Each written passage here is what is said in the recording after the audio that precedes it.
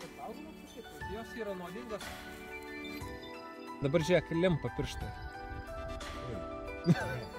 Akurat limpa. Dar ir kaip. Tai jos nuodingos. Nuogu?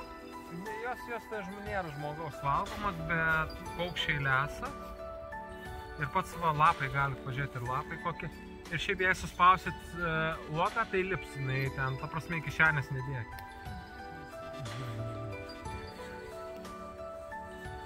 Vakaruose yra toks kaip posakis, tradicija, kad jei po amalo šakutę pasibučiuos pora, tai liks visą gyvenimą kartu. Druidai iš amalų ten vardavo kažką tai. O šiaip amalų yra ir Šiaurės Amerikoje, ir Australijoje. Jo, čia malai. Laužiu vieną šakutę, ten pasižiūrėti.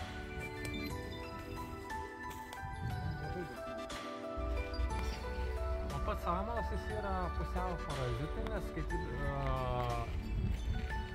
skaitomas kaip vaistinis augalas, man atrodo, turi antivėžinę savybę.